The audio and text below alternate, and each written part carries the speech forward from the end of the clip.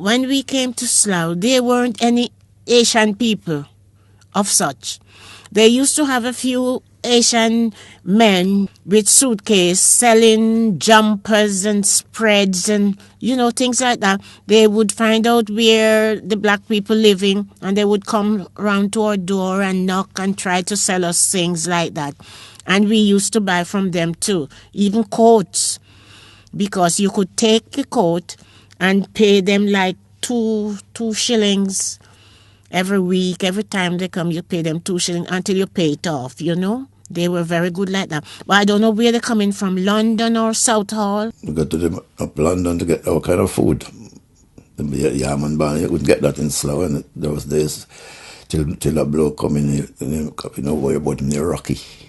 Everybody know about Rocky. It's an Indian bloke. Mm-hmm.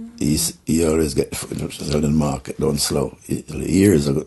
At first, you come over and potato, rice. And I used to think to myself, is that what I'm going to eat for the rest of my time that I'm here? We had different types of food. My parents used to go and get their West Indian food in the market or in London, and they used to let us have the non-West Indian food because it wasn't enough. And I used to think, their food looks much nicer than ours. Cornmeal and things like that was out of the question.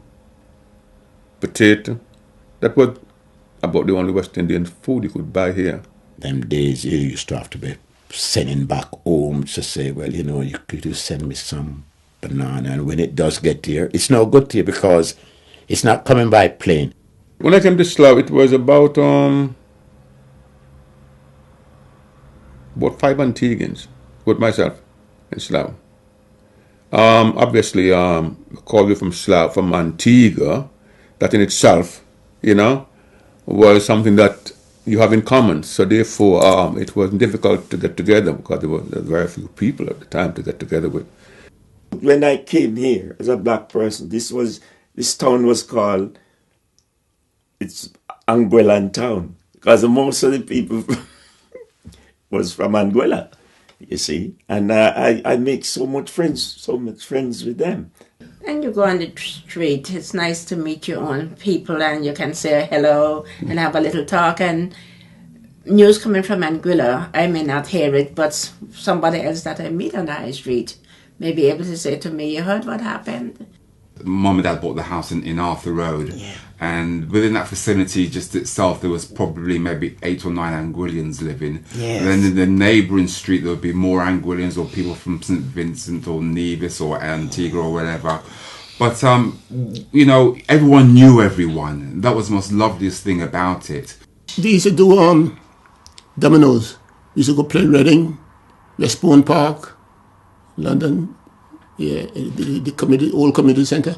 Jamaicans, Anguillians against Jamaicans against St Vincent against that like that. Groups. But most of it was Slough against Reading.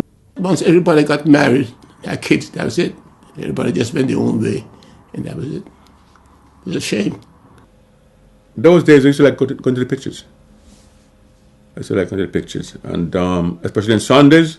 Grenada was a cinema, just on the Windsor Road, next to the police station. Because Slough had, 5, 6 cinemas.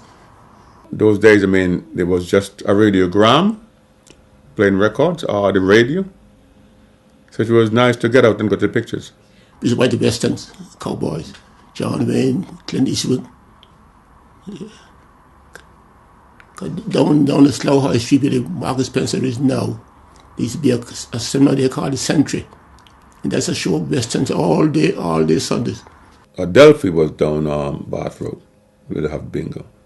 It's still going as the bingo hall. But I remember when I first came here, we went there for a ball, and it really was a nice floor, and it was beautiful. And it also had professional wrestling. All those big names will come down and have wrestling there. Used to be Johnny Krangle come down. Big Daddy. Big Daddy. Because could shout, could make noise, and see one opponent beating up the other one. I had a cousin. He's back home now, retired. When he came the first time, we took him there. He made so much noise shouting that his brother booked him for the one that is coming, the previous one that's coming. He booked him by himself. He didn't know. Because he could have booked the seats together. But he booked him, put him away by himself. Because he makes so much noise.